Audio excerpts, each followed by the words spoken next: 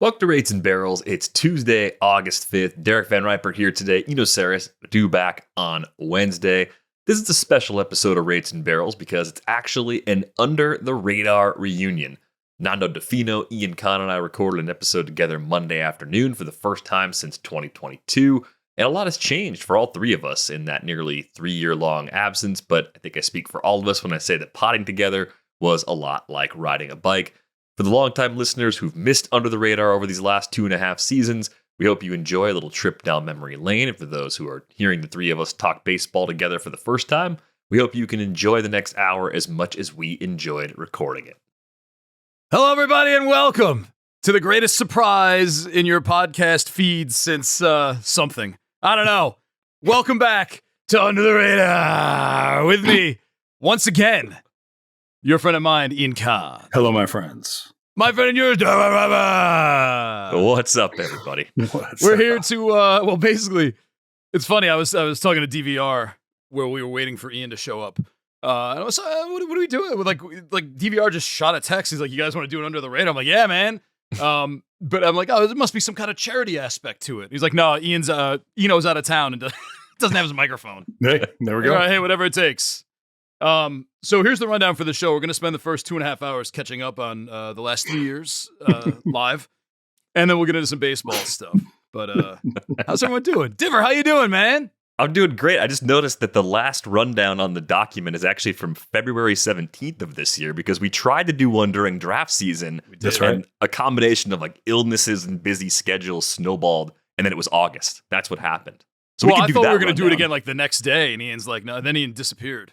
He's been dodging me about these 6 bottles that he still needs to pick up. I don't even want the money, man. I just want you to take the bottles. I want the rhubarb. I need the rhubarb. I'm waiting for the rhubarb. We just have to get together, and then I'm going to take the rhubarb. I'm going to pay for the rhubarb. I don't want your money. I want your all right, then I just want the darn rhubarb. I would very much like the rhubarb. And you know what the funny part is? Like, I have it all in one place. I got the 6 bottles of strawberry rhubarb, and then the George Washington House calendar that I saved for you. Oh my god, the museum calendar. Yeah, I think it's 2021. Exciting.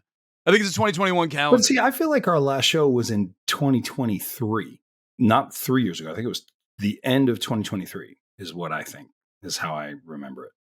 It was not. I didn't have a kid the last time we did a show. Oh my goodness gracious. It's been that long. He's 2.5. Wow. So yeah. 2.5. All right. Yeah. So I guess that's probably true. You're a dad. I mean, we do have to talk baseball, but we know and we've talked and all as well. But so Nando, back to you. You're the man. You're the host. Don't worry about me. Hey, since we last met, DVR had a kid and Kahn went viral for being the greatest boyfriend of all time, right?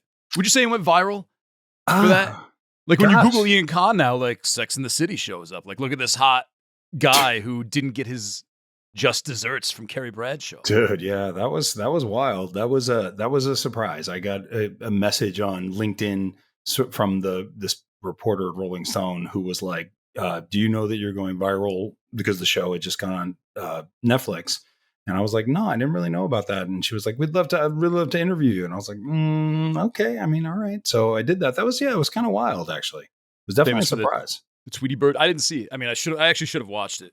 My wife obviously has seen every episode. Tweety Bird tattoo. Yeah, the Tweety Bird guy. That's me. I'm the Tweety Bird guy. In case you're wondering what we're talking about. Yeah. You got glasses. I do. Yeah. Hey, man, I want to use that. If you ever replied to any of our group text messages, I would have used that meme so many times just to picture you looking sensitive showing off the tattoo. It's just ridiculous. Let's get into it. This is an actual baseball show, people. It's not about us. It's about you. If you're still paying attention after the deadline. There's some Padres-Dodgers stuff that Ian was very vague about, but he wanted to talk about it. We got a note from a guy in the Discord. We're going to get into some Dynasty stuff that I've just kind of been doing. I've been dialed out. I saw there's a note about Arte Moreno going for it. Yep. And that poor guy gets so much crap. Like, finally, everyone realizes how great he is as an owner. There we go. Hunter Fiducia. We're going to make Ian say that. Or I guess he'll make himself say that. There's a lot. This is going to be a good show. I have readers now. So I know last time we met, we weren't doing video. So I have to, you'll know when I'm reading off the screen now. I like the orange glasses. Those are really cool. You can buy them as a 4-pack. Mm-hmm. I'm sure you two are just specimens who don't need these, but you buy them as a 4-pack on Amazon for like $16, and you don't really get to pick your colors. So I've got light blue. I've got orange. Those are better. All right. So go ahead. All right, I want to do this for the people first of all, and this is a story and an anecdote. On March 16th of this year, I wrote an email to a friend of ours and he never replied. And so I know he's going to be listening. I needed his help with some prospect stuff that I was writing about. James Anderson. Ding. Thank you. All right. You Shout out to James Anderson for not replying to my emails now that we're no longer on air. Let's get into it. Ian, Padres Dodgers. You put it in there. I did. I'll tell you the thing that kind of was most notable to me. Wait, let me stop you real quick. How is NFBC? I'm sorry, NFBC. Like, are we doing well? Are we? I'm not doing. I've really been focusing on more industry leagues the last couple of years, just with work being so intense, and I really I've been focusing on Tout Wars and doing things like that. I am playing TGFBI, which is super fun. I miss playing with Robert Mershak, who is dominating or really doing brilliantly in the main event. He was up to like 8th, I think, at a certain point. But no, I haven't been playing the NFBC. It's an awesome league, and I might go back into it next year. But for the last couple of years, I've stayed away. But Padres and Dodgers, the reason I put it in is Mason Miller, who was somebody that I had invested a lot in over the course of the season. You know, and now he's going out to San Diego, going to be the 8th inning guy. And I was looking, even though Adrian Morejon struggled yesterday. Oh, that is a DVR special, man. That is a DVR special. Hey, man, Adrian Morejon, I'm still a believer. He's still young. He's like 26. He's still young. Great stuff. That bullpen, starting from Jeremiah Estrada in the 5th to Morejon in the 6th to what's his name? Adam in the 7th. Adam, yeah. to Mason Miller to Robert Suarez. And you look at that, and then you look at the Dodgers relief corps, which is not very good. If you look at Vesla and Trinan, who struggled yesterday, they just traded for Brock Stewart. And Casper, you can DVR, tell me how you pronounce the last name on him. He's the one who actually ended up getting the save. But if you look at the setup of the two teams, the Dodgers have probably, I would say, the best rotation going into the playoffs this year with Yamamoto, Glasnow, Snell, Kershaw, and there's a 5th. Who's also quite good. I'm not catching on the top of my head. But they're going to try to win in the playoffs with starting. Wait, were you joking? No, I just don't have it. Ohtani? Oh, of course. Sorry. See, I was like, there's another one. There's like another really good one. It's not Dustin May. It's not Dustin May who has been traded. Yeah. But if you look at the difference, and I was curious what DVR thought about this. Which would you rather have going into the postseason these days? Would you rather have like what should be considered the best bullpen in baseball? Certainly better than the Yankees bullpen and what they traded for, versus with still some really strong, Pivetta has been outrageously good. Darvish has been good, but which do you think is gonna be more successful in the playoffs? The rotation of the Dodgers or the bullpen of the San Diego Padres?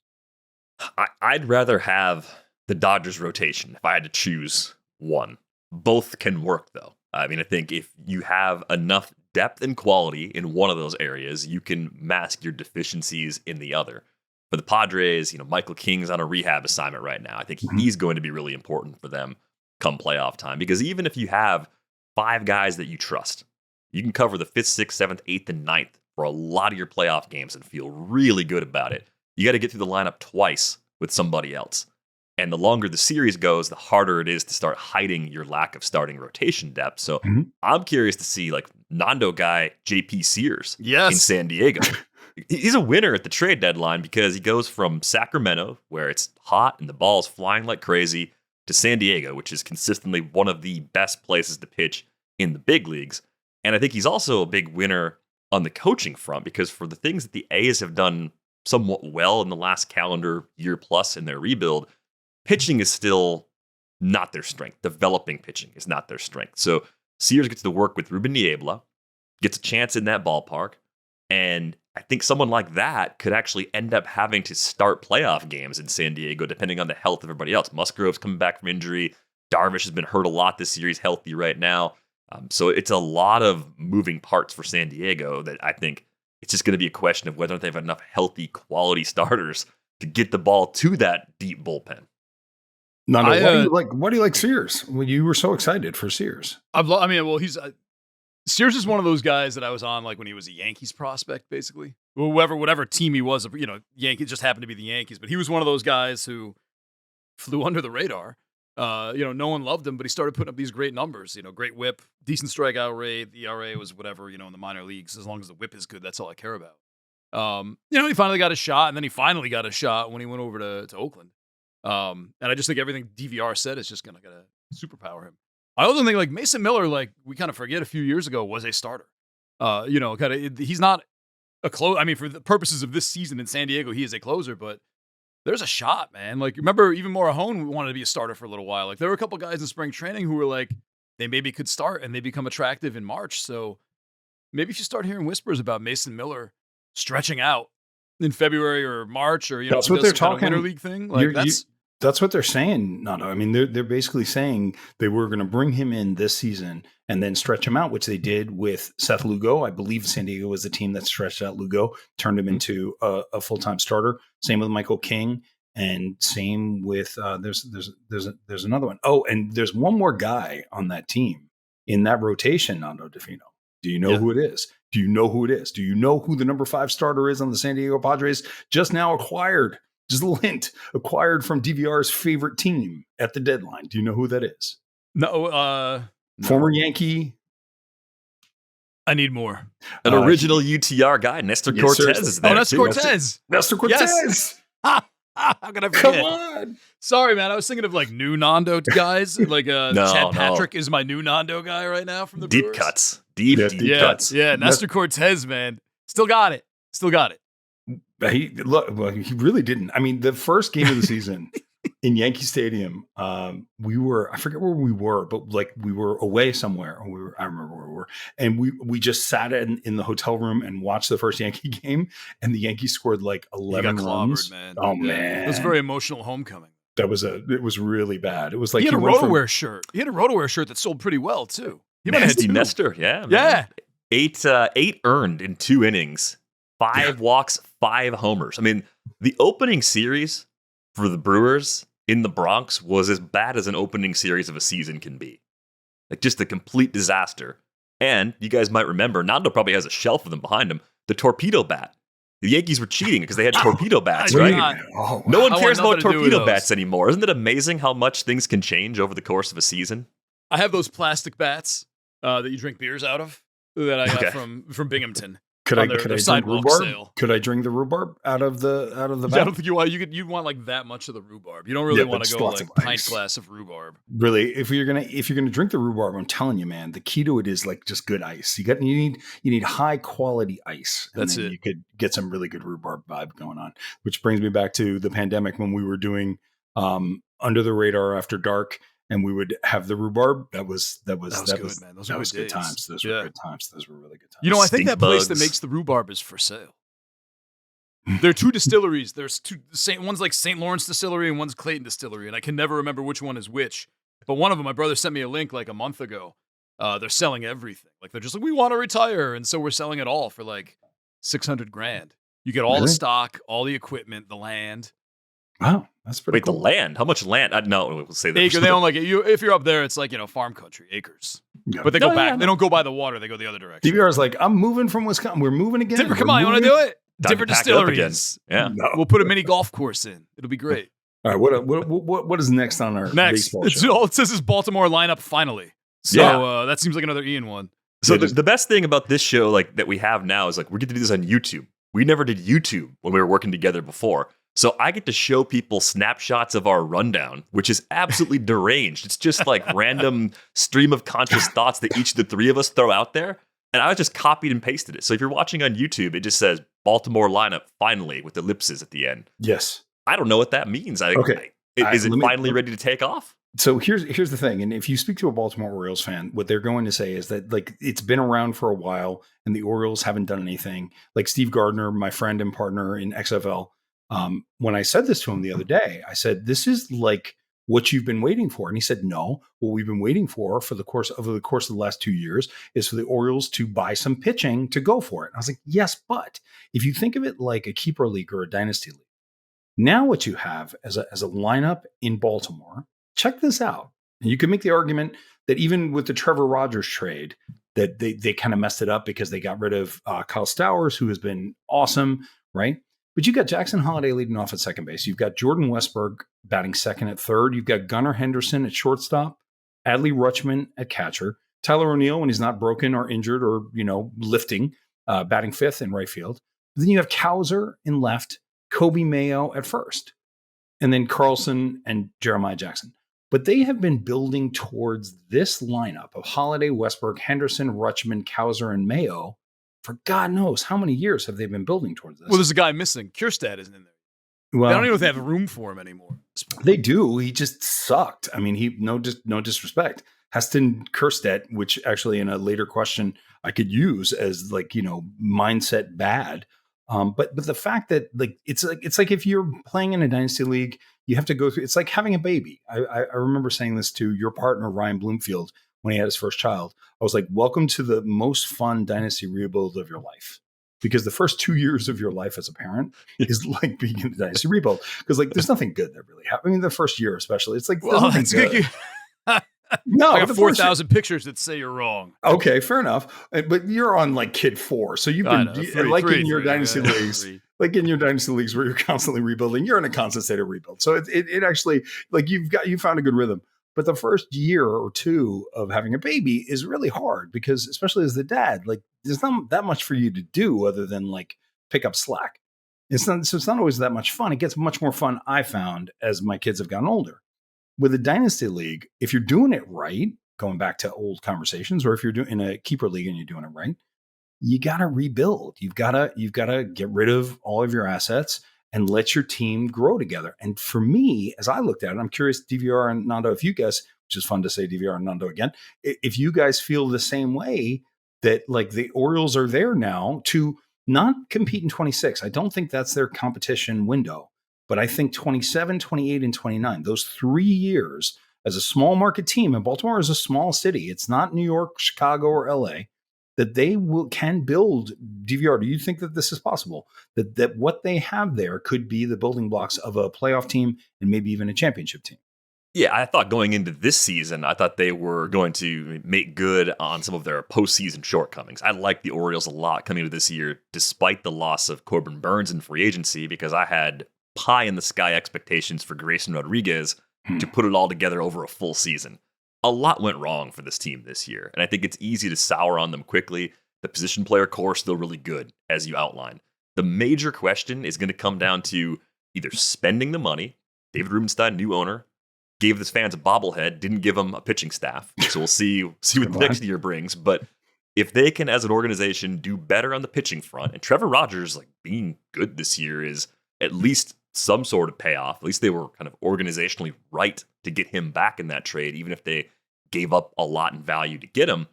Where else does the pitching come from? Healthy Kyle Bradish by the end of this year. So enters 2026 not doing rehab. Maybe he goes back to being an ace.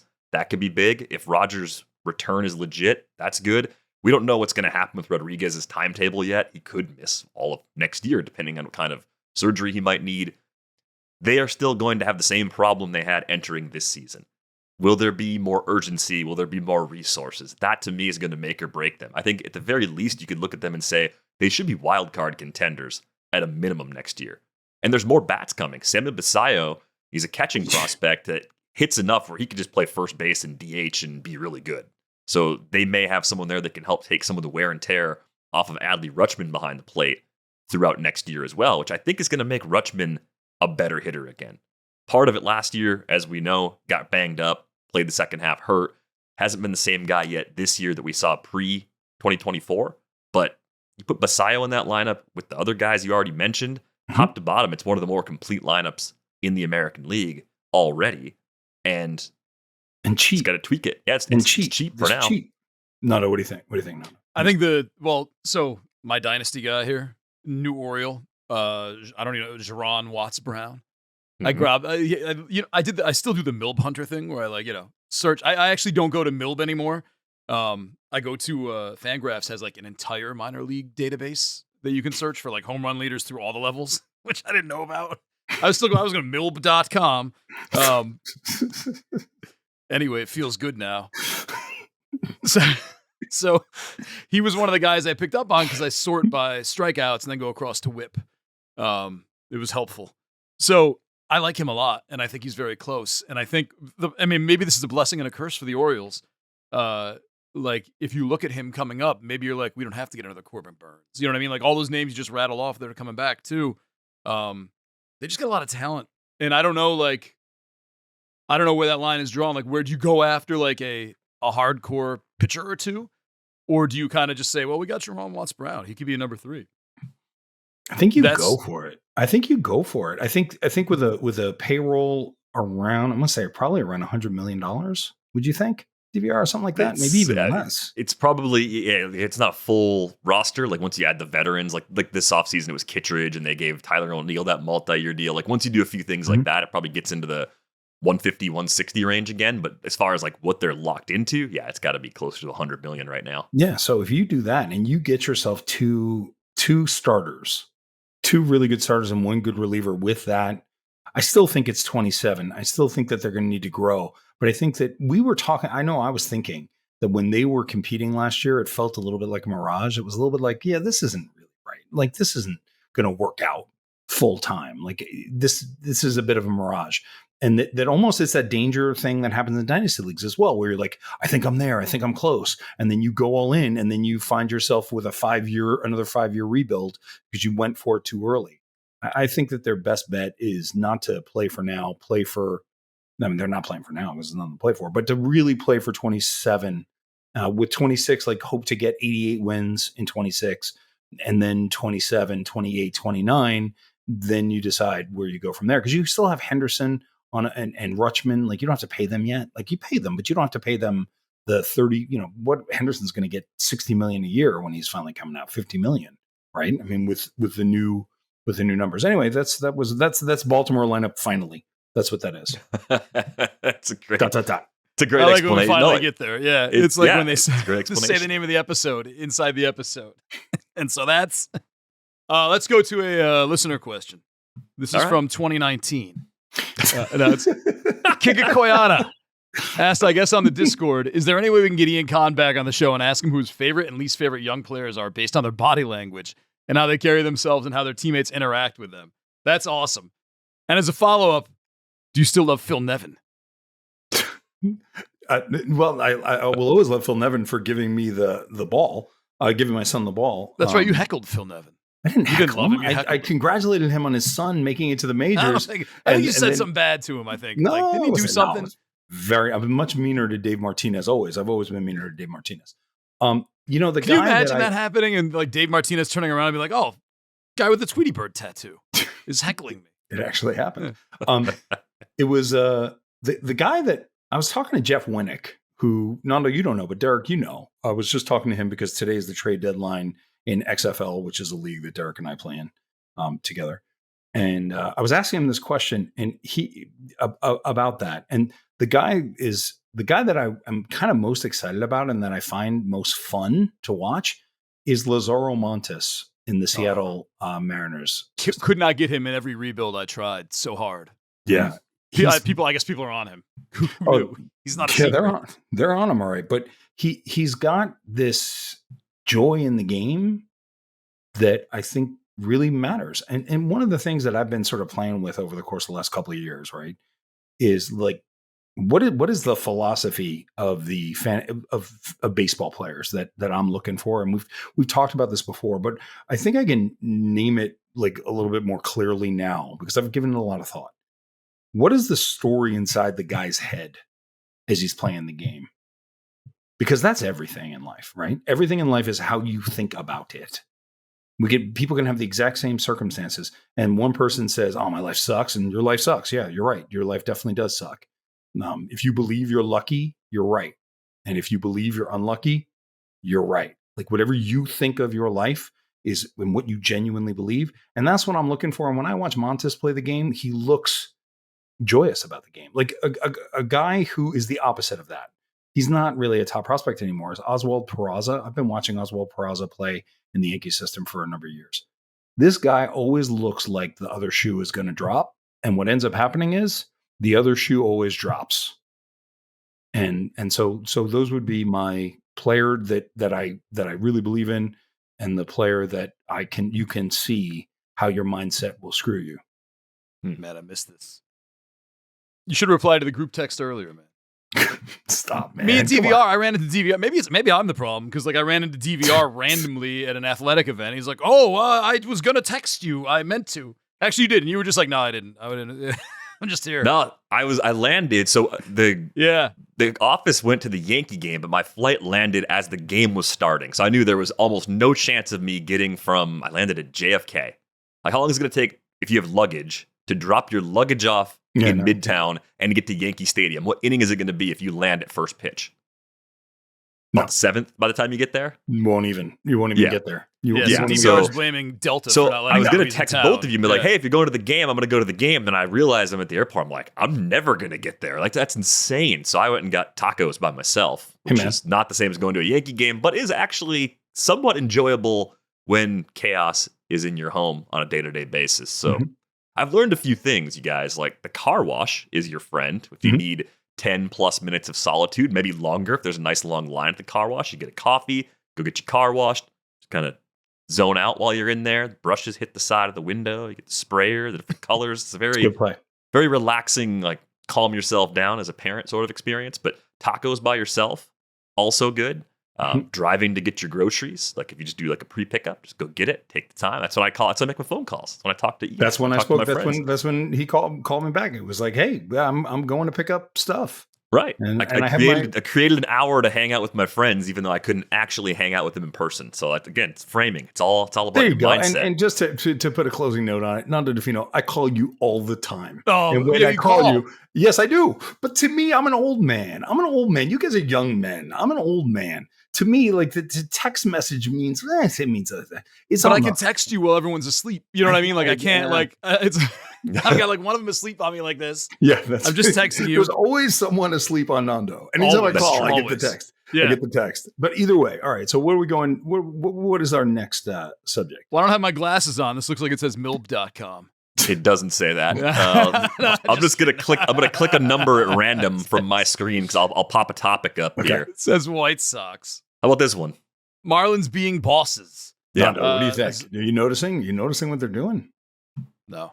You know what? I've tuned them out because I fell in love with the Marlins like 4 years in a row, and I think it was like right at the end of Jeter and the beginning of Kimming, the era. Mm-hmm.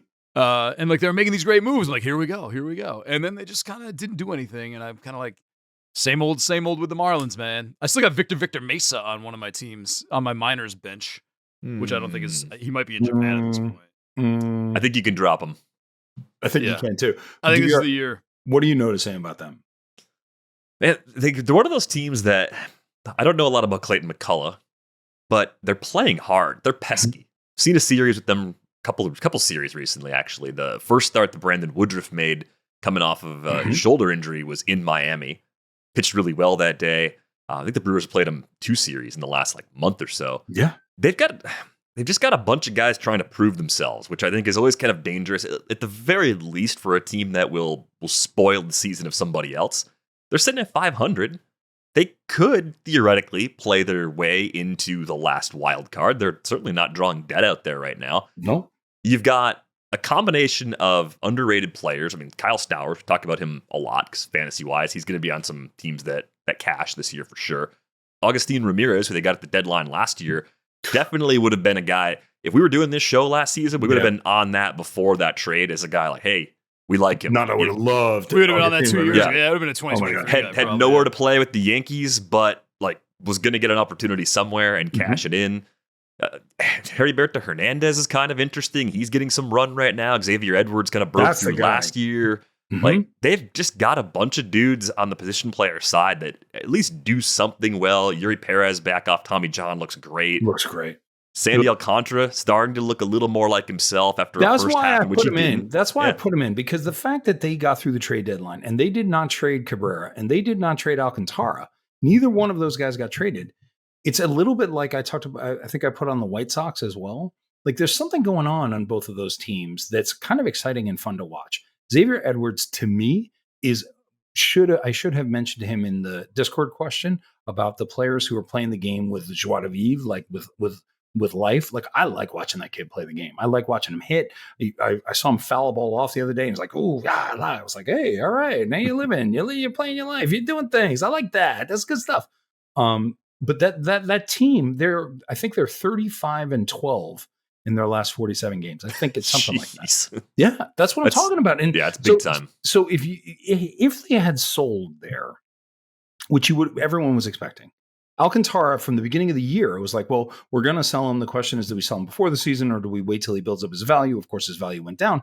But then for the 3 weeks before 2 weeks, I'm going to say the 2 weeks, for the 2 weeks before the trade deadline, he turned into Sandy Alcantara again and was pitching amazingly well. Edward Cabrera is looking like a freaking ace out there. I mean, he's now done it for the last 8 weeks in a row, 7-8 weeks in a row, where he's giving you 6 innings, not 8 strikeouts, 1 run, 1 home run usually, and 2 hits. So you're talking about, like, with Yuri Perez, those 3 at the top, and you're talking about a team that's winning games. That's why I wrote Marlins being bosses, period, because it feels like that period wasn't just DVR putting it in the rundown. No, apparently not, because he kept the ellipsis in for the other one. So you're right. Yeah. Pure copy and paste job, boys. Yeah, fastest way to make these lower graphics. Marlins being bosses, bam! It just feels like there's that guy on Twitter from England who talks about the Marlins all the time, and he kind of stopped because it was depressing at the beginning of the season. It's like, you should come back because that team is fun. That team is it's fun to, and they just swept the Yankees, man. And that first game was really How are you doing bad. as a Yankees fan? Oh, man, it's not good. It's not right. Like, it's not good. No, it's not good. I could say things. I really could. Go ahead, man. DVR, I'll cut it out if you want. All right. Yeah, I could say things. They're not going to take away your season tickets. I don't have season tickets. There you go. So what's the worst thing that can happen? Vivid. Remember Vivid? We use Vivid, baby. Yeah, Vivid Seats. Not Vivid Video. Yeah, it's owned by Milb.com, right? It's not Vivid Video. See, DVR, he does stuff like this. And then everyone just brought it up. I didn't say anything. I said Vivid Seats. A legend. I think Aaron Boone has to go. I don't think that's not a hot take at all. Yeah, but I think that Aaron Judge is protecting Aaron Boone. And I think Aaron's got to stick together, you know? Yeah, man, they do. But I think Aaron Boone needs to go, which is terrible. I think, who comes in? You bring back Buck Showalter? No. You could bring back Joe Girardi. You could bring Joe Girardi back. I mean, they get the same. Don't you think they need like a fiery, something in there? Joe Girardi was always so reserved. Like, he's got the Aaron Boone kind of stuff. Until he didn't have to be. But I mean, it seemed like he was kind of measured. Whenever you saw him in the dugout, he was very measured. Yeah, maybe he would be a good one to bring back. I like Joe Girardi. It always feels a little bit like when he's doing the play-by-play on Yes Network. It's always a little bit like if your ex-girlfriend is like watching your new relationship, and it's like, I could sweep back in there at any moment and take this. I know how to fix this team. That's the vibe. That's the vibe you're getting from Girardi now. I mean, not really, but it's a little strange to have like the old manager who's like, playing with her. It just feels a little weird. I don't know, DVR, what do you think watching the Yankees? I think they're weirdly sloppy. I'm surprised Anthony Volpe's defense has taken a step back. I mean, I thought the best defense of Anthony Volpe not being the hitter we'd like him to be yet was that if he was an above average defender at short, that's fine. Not everybody in your team has to mash, but that's been one of the weird things about this team kind of all season long. It's still a good lineup on paper, and it's not the Judge Soto lineup of a year ago. And I actually think maybe they're a little more balanced out, where last year you looked at the historic production from those two players and you said, what about the rest of the lineup? Will they get enough from everybody else? I look at the supporting cast this year and think it's spread around better. Jazz is a great fit in that park. Ryan McMahon was a shrewd move at the pickup at the trade deadline by Brian Cashman. I like that a lot. Bellinger is still very good. He's not elite competing for MVP awards anymore, but he's still a very good player. The Trent Grisham breakout this year. Post-hype sleeper Trent Grisham. I didn't see that coming. That's been a pleasant surprise. Nando did. The bucket of money they threw at Max Fried, every penny's been worth it so far. He's been phenomenal, right? Rodon's been healthy and good. I know the bullpen had an epically bad weekend coming right off the deadline. Like, you go into it, the conversation on this show on Friday was between the Padres and the Mets and the Yankees, which bullpen would you choose for October? Because they're all loaded. They all have plenty of stuff and plenty of depth. And then this weekend happens, and if you said the Yankees on Friday, you'd be getting laughed at coming out of the weekend. That's not who you expect this group of relievers to be over the final 2 months, right? They added good relievers. Devin Williams, David Bednar, Luke Weaver, Camilo Doval. That's a great quartet. Jake Bird is underrated. They've all had their Bednar was in the minors earlier this year.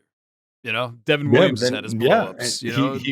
But then I think I'm just being devil's advocate here. That's relievers, though. Relievers, they're amazing relievers, I think. It just doesn't take a lot for relievers to look really bad for a couple of weeks or a month. I think when the dust clears, they're going to be fine. Like when you say the Yankees might be screwed, is it that you think they're going to completely collapse and miss the playoffs, or do you think it's that they can? Okay, you think that's in the range? I think it's possible. Okay, that would be my definition of screwed. Would be missing the playoffs. So that if they just got passed by the Red Sox, and like if they keep going in the direction that they're going in, to me, they're not going to make the playoffs. And if they don't make the playoffs, that would be really tough. That would be really hard. That would definitely be the Aaron Boone gets fired scenario, I think, for sure. And I don't know if he's safe. If they go to the playoffs and just lose in the first round, I don't think he's safe in that scenario either. I think they have to at least win a series for Aaron Boone to keep his job. But I think they're a sloppy team. At least they come off as a sloppy team to me. I don't watch them every single day. And it's hard. To be honest, I feel like outside analysis of the Yankees can be a little unreliable because the emotions are very high and the reactions are very strong. But I do look at that team and think they're weirdly sloppy. They should be better than this because it's a great collection of talent on paper. Volpe, I want to just share this. It never made sense that he won a Gold Glove if you watch him play shortstop, like ever. It just never made sense because it was like he ain't that good at shortstop. So that this year, I think he's got 16 errors so far this season, or the most in the American League. It's not a terrible surprise. Like it's all about how you feel when something's going on, right? So when Aaron Judge comes to the plate, you're like, this is going to be nice. This should be nice. This could work out well. When there's a ground ball to Anthony Volpe, okay, like that's my signal that he's not that good. Is that my feeling inside when there's a ground ball to him? And also the look in his eye, man, he just looks scared, though he is hitting again, which is nice. But enough about the Yankees. They might be screwed. Would you trade him, though? Like, real quick, would you trade if you're Brian Cashman this offseason? There's some teams that need a starting shortstop. Right? Isn't that the answer? Isn't that always the answer? He didn't have the bat to be an outfielder. I mean, put him in left. Move him. It's like a league average. It's a gross slash line. It's somehow almost league average. 221, 288, 427 is a 97 WRC plus. That's hard to believe. There's power, there's speed. Mm-hmm. Yeah, but is that because manageable? It's in his head? Like all of the... Like if you loosened him up and put him in the field, instead of him having to worry about all these errors he's making, he could just focus on the plate. Maybe, but this kid Lombard coming up is interesting. And so somebody said to me earlier today that Lombard was going to make it up this year, which I don't think is likely, frankly. But I don't know, man. I think we'll see how Volpe's been hitting for the first time again. So that's exciting for a Yankee fan. And I'm telling you, Ryan McMahon is the DVR guy. I remember years ago we would talk about Ryan McMahon and I'd be like, I just don't get it. Like, I don't get it. And DVR would be like, he's good. Like, the numbers are there and he comes through. And now that he's playing for the Yankees, he's actually playing pretty well. Goldschmidt has been not great. Not great. But Bellinger's been amazing. But enough about the Yankees, because really, who cares? Because they're screwed. They might be. They could be. I don't like this new YouTube thing because I feel like my head's never... This is such a small box in which to operate, and I move a lot during shows. Your head does look a little closer to the camera. Well, because the microphone... See, now you got more room. But I got the microphone. You got to get the mic arm. Yeah, that's... I guess I could like... very creepy. Here, let me pull this mic arm. Here. VividSeats.com brings you this mic arm pull out. Man, they must be sending you money or something, dude. The whole thing's going to tip over. I can't. He's just going for the giggle. He's just going for the giggle. Oh, VividSeats.com. Brand ambassador, Nando Di Fino. There you go. That's what you get for putting us on YouTube. Sorry to those of you listening, or you're welcome. Dibber, if you want to just keep picking random numbers, feel free. I've got, All right, there you go.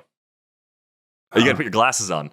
It's I can see that. Cincy Francona culture. That's an Ian one too. He's only picking Ian ones. Well, no, because you only put in go to the AL only trade. No, I don't want to. Well, we would have brought that up during the Orioles talk. Oh, all right. So let's do that actually, just to make DVR have to go back and forth with the bottom line stuff. Okay, here we go. AL only.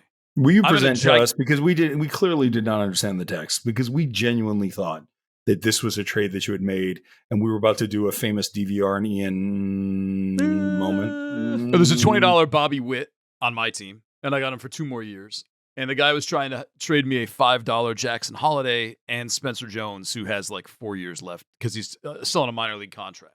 So wait. So let me ask: does it go up every year for Bobby Witt, or is he $20 for the next year? No, and the following he'll year? stay at 20. But what you like with Holiday, you would extend him, and for you can do it up to 3 years, but every year is an extra $5. Got it. So Holiday is on the verge of becoming you get either you get one more year. So you get 1 more year out of Witt. You get next year out of Witt at $20. That's it. Just 1 year out of Witt, or 2 years. Well, you got his B. He's on B right now. He'd be on A next year, and then he would be gone.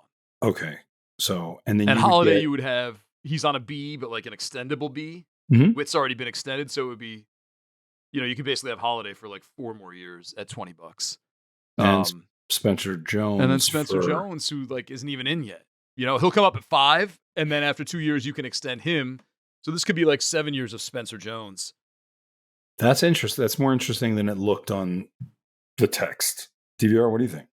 It's a no for me, not because it's a bad offer, but I just don't know what to make of Spencer Jones. Like, yes, the raw power is ridiculous. The swing and miss is, I've seen the comps from people in the prospect community who I would trust say it's a lot like Gallo. Joey Gallo's the best comparison to Spencer Jones as far as swing and miss goes.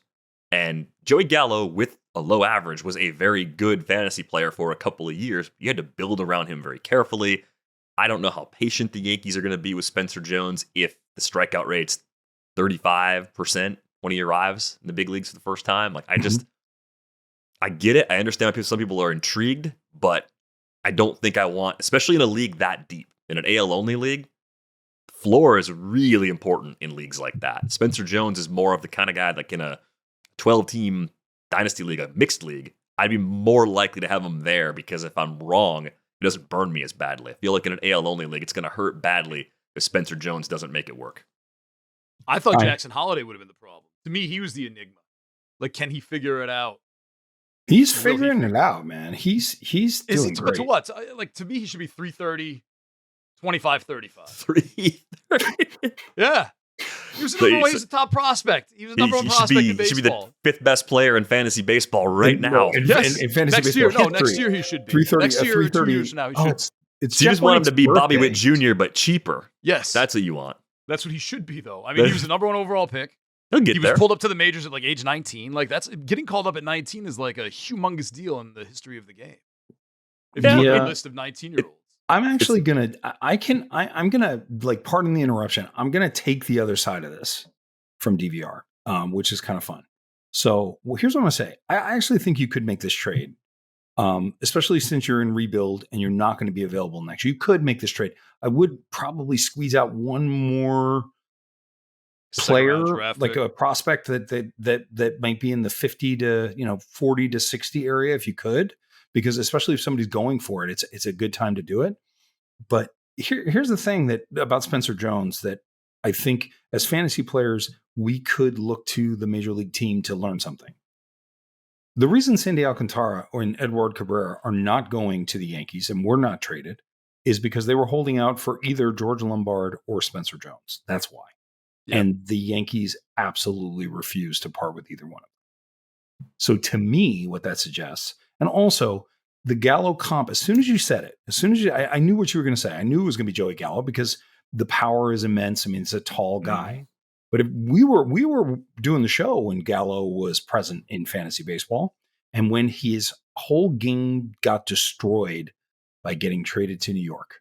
Because if you remember earlier that season in Texas, he was a top 40 player in fantasy baseball and in baseball. Then he goes to the Yankees and then just everything falls off the cliff and he's never able to recover himself.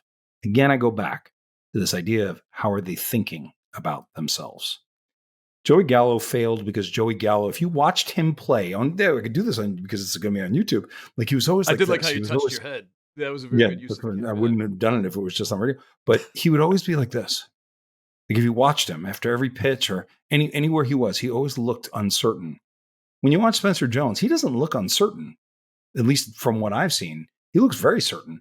When we talked about Lazaro Montes, this guy believes he's going to be successful. The weird thing is Spencer Jones, and DVR, you're going to be smart about this and say, tell me why this is. He struggled in high A. He gets moved up to double A, struggles, and then gets up to triple A and is now dominating triple A. Right? So, yeah, go ahead. Go ahead. No, I suspect.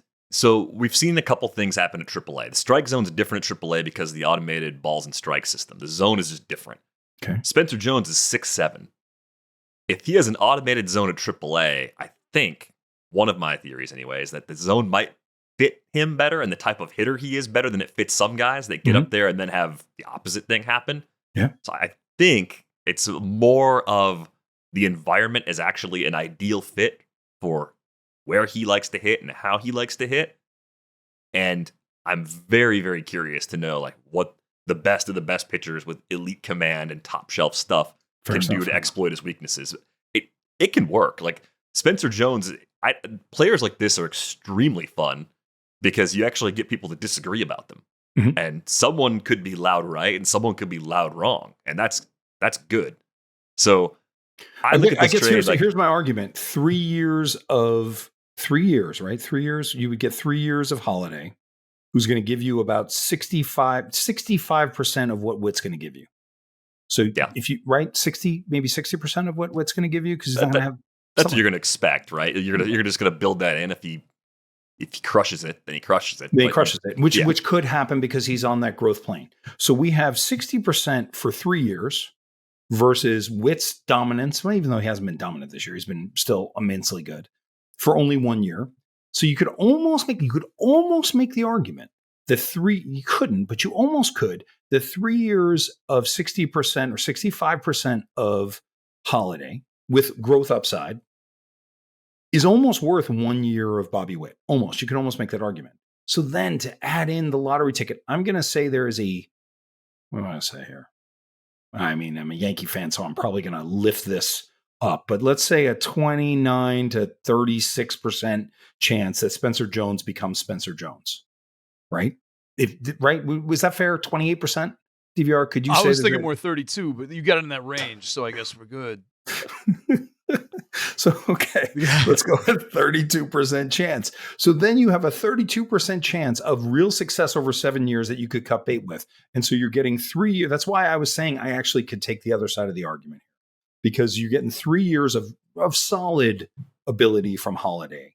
What if Holiday tops out at like 240, 12 home runs, and 22 steals? That's not a top out. His top out is in the third year of that third year, you could see 290 with 21 home runs and 20 stolen bases. Well, that's what I'd like to see, but I mean, like, what if he doesn't? It wouldn't be the first time that's happened. Look at Joe Adell. Look at poor Joe Adell, how long it's taken him to become Joe Adell. Come on now, Joe Adell. Yeah, I love him. He's still all over the place. Even the good version of Joe Adell has high peaks, low valleys. It's true. But we were all expecting, like, I think, we all, I speak for the both of you, 270, like 30 home runs. Like that was the Joe Adell top 5 prospect. That was the best moment of the show. I speak for both of you. I don't want to speak for everybody, but I'll speak for both of you. That's very good. Very fun. Very fun. I speak for Eno. Eno's been texting me this whole show telling me what to say, so these are his opinions. No, his opinions are smarter. He's really into Jhoan Duran. His opinions are smarter than that's you what and me. The earbud is there. It's just, Eno's just giving you lines. I can't hear you guys. Eno's just telling me to say things. If you start talking about Stuff Plus, I'll know you're right. Oh, my God. Incoming, it's a game changer. Winnick just made a trade in XFL on the last day. Anyway, that's not what it's about. Was it? Let's hear it. That's what this is exactly about. He said incoming game changer, but then he added not. That's not great. That's really not great. Willie Castro for. Oh, no. Yeah. Oh, yeah. Okay. Okay, yeah, that's a good trade. He gets Carson Kelly from Ron Chandler and Ron's 15th round pick. And Ron gets Ryan Helsley and Doug Dennis's 6th round pick. That's not a game changer. Future saves for Ron when Helsley goes somewhere as a free agent. Probably closes next year. That's possible. Yeah, that's definitely possible. But you got to make that choice in November. So it's hard to hold those guys. Artie Moreno going for it. I immediately, when I saw the trades that were going on in Los Angeles for the Angels, I swear on my life, the first thing I thought of was Nando Di Fino. And I took so much crap for Artie Moreno. Well, just the best owner in baseball. We used the 1st round pick. That's too good of a story. People have to go back and listen. Like, it's just one of the best episodes of our show ever was when Nando had first pick and first. I didn't have first pick. I had like 20th pick. Right, you had 20th pick, but with your first round pick, you chose an owner in the franchise draft where you could choose a player, a manager, a GM, an owner, a city. Like, I picked the guy who has millions and millions of dollars and he sunk into Mike Trout and Shohei Ohtani and tried to retain stars. My bad. It's Artie Moreno. Why would I want that guy? Why would I want that guy owning my team? Moreno, number 1 pick. Anyway, when I could have Mark Attanasio. What did DVR? You're the smartest of us all. What did the Angels pick up? They picked up. They don't need it. They got the good Gustavo Campano. They got Luis Garcia and Andrew Chafin. They just added a couple of relievers.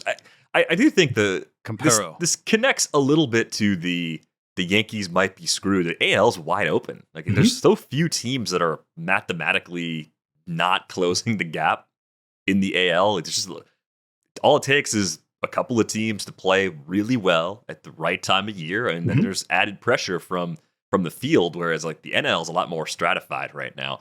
The Angels just being caught in the middle. I mean, in the time since we last recorded a pod, they've drafted multiple players in the first round and debuted them months, weeks later. Like, it's amazing how it's actually worked. It's actually kind of worked, though, if you think about it. They've been right about Neto. I mean, Shanuel's a little better now than he was when he came up. I can't pronounce his name, but boy, he's been good for fantasy purposes and OBP.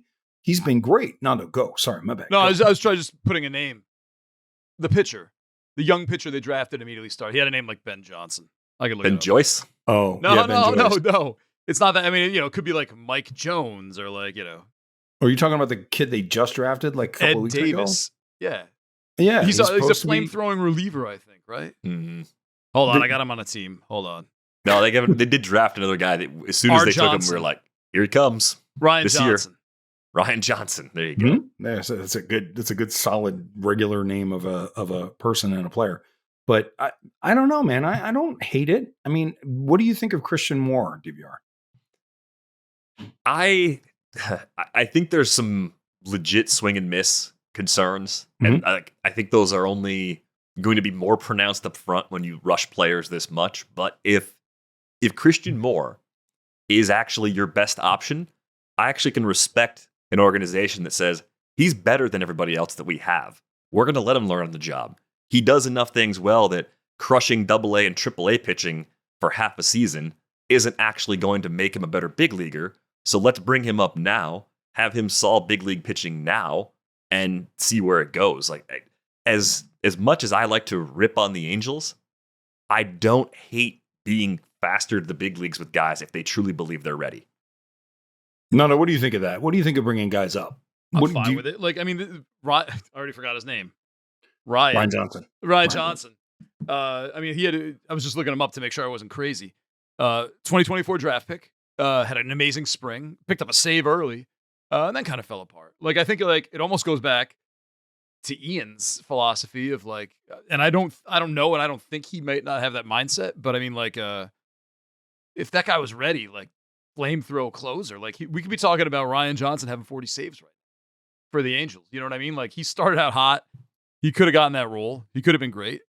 And then you go back to like Jackson Holliday, who, was a number 1 draft pick. Comes from royalty.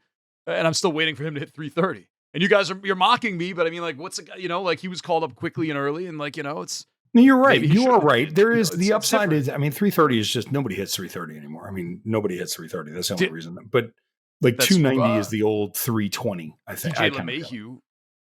DJ LeMahieu. Peak DJ LeMahieu at Coors. That's true. Yeah.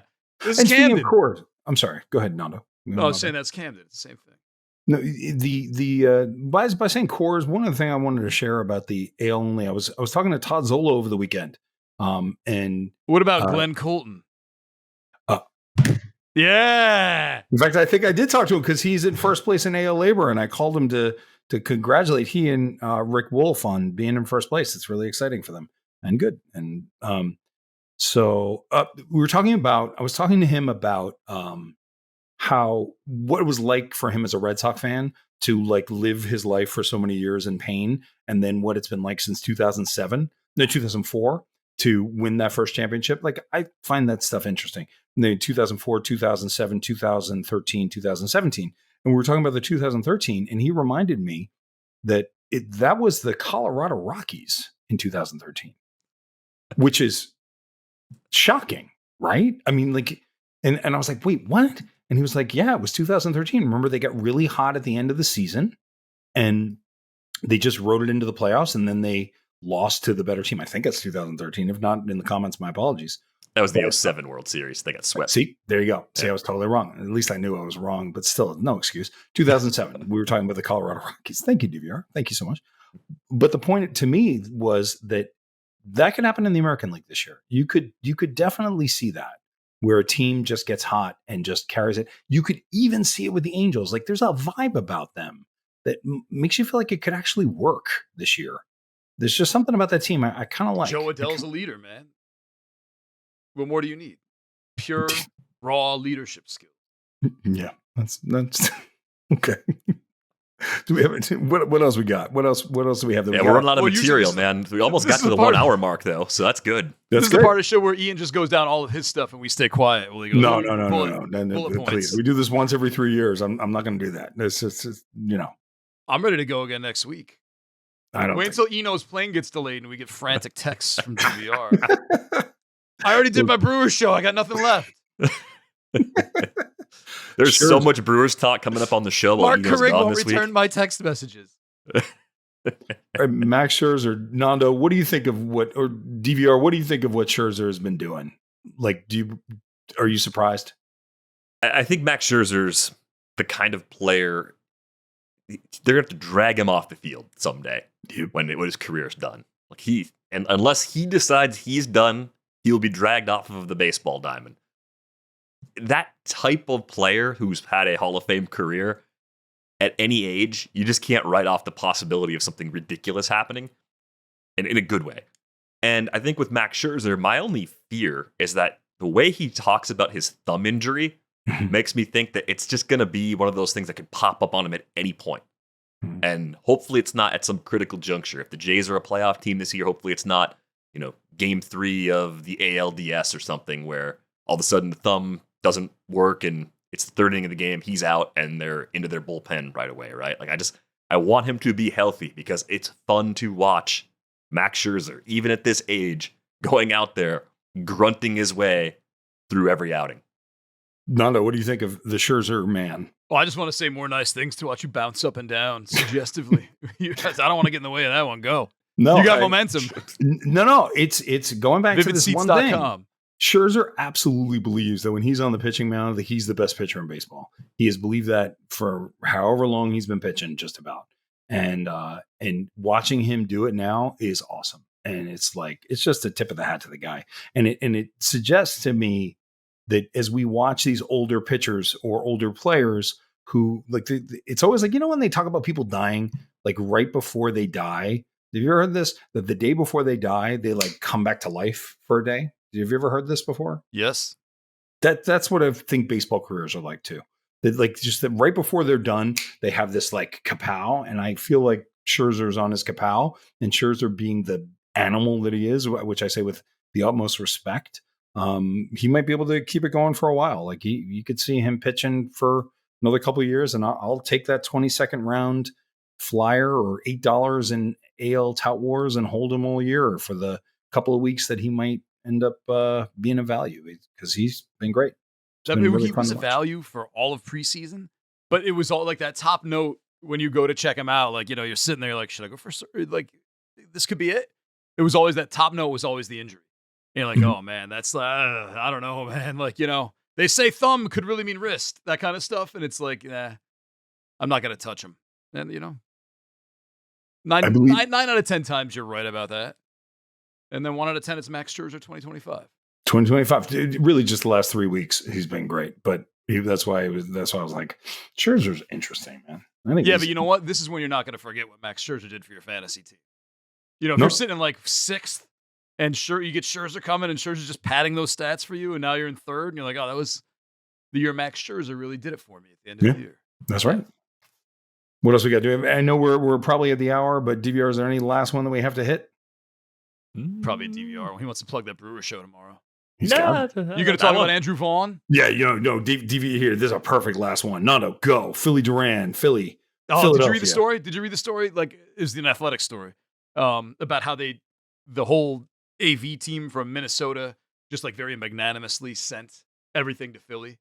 And like, as you read more, they're like all these little elements that came together. Like, it had to be a night game when he had the save because during the daytime it wouldn't have the same effect of the lights going out. And like the way Philly has their setup in Minnesota, you just hit a button and everything goes, like in Philly, they have it like one guy had to do the lights and the touchpads paused and they had to wait like 3 seconds for it to actually turn off the lights. And like the next guy had to hit the spider and like the next one had to do this. And like, next time we do this, the bell's going to be shooting out flames too. And like, it's perfect that the music had these bells and we have the Liberty Bell. And it's just like, it's such a great story because it all came together.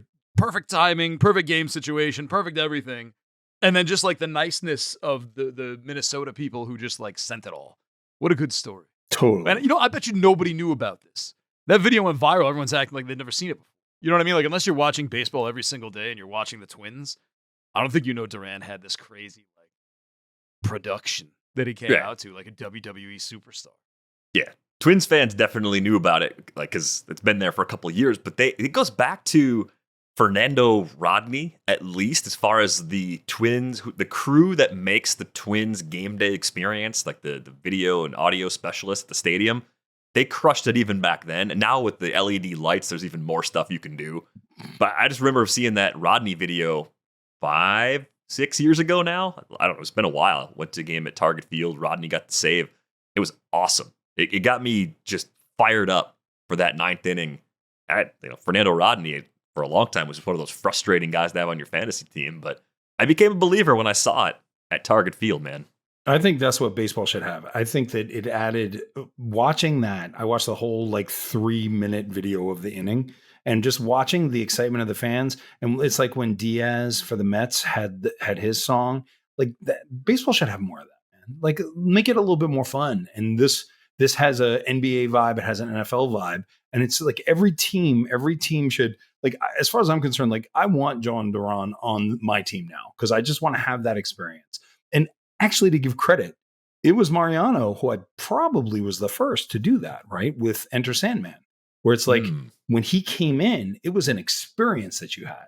And watching the Phillies fans, full house. I actually think Rick Wild Thing Vaughn predated Mariano Rivera. Then that was a movie. Yeah, it was a movie. No, I'm just saying. But yes, but you're right. But just watching the fans' excitement and joy, like, that's what it should be about, man. Like, go see movies with your family. Go watch baseball games and get excited. Like, that's what, in this uncertain life that we're living in, like, go live your freaking life and live it to its fullest. And that's what the Twins did, and that's what the Phillies get. So Mick Bell or whatever, and the other guy that went over, like, you get 2 years of Jhoan Duran and you get this experience. So Philadelphia Phillies fans, I actually think it will make them a better baseball team. I genuinely do. I think that feeling matters. I'm crazy that way. No, but the vibes in the clubhouse about what's going to happen at the end of the game are different now. And Philly is a team that's had its share of issues in recent years with their bullpen. And they went out and got a huge upgrade in Jhoan Duran. So, like, why not? And hey, guess what? Sparky Lyle predated Rick Vaughn. So that was the original closer with entrance. The Bronx Zoo, baby. That book was my life. When I was like 7 years old is when it came out, 8 years old when it came out. And I must have read that book like 15 times, the story of the 1978 New York Yankees. Go buy that book. I'm sure I said that on the show at some point. Talked about the Bronx Zoo book of Sparky Lyle. But yes, good stuff, fun stuff. Is that it? I think that's it. I think we did it. Do you think we did? I think we did. I think we did. my local record worked. So hey, yeah, so just getting right back on the All right, this was fun. Very we should fun. do this more. You got to finish those readers on. You got to finish it out. For the man who doesn't actually have a Tweety Bird tattoo, but does have a Roadrunner coming out of his ass, Ian Kahn. Thank you very much. For the man who doesn't have a Roadrunner, but he does have Wile E. Coyote going into his ass, Derek Van River. No. I got an alternative one if you want it. Nope. I think that's a good one. Use the A cut. You sure? Yeah. Keep going. Finish it out. I'm Nando Di Fino. Thank you for joining us. We hope you enjoyed this as much as we did. We'll talk to you later. Bye. Good talk. Bye. Good talk. Bye.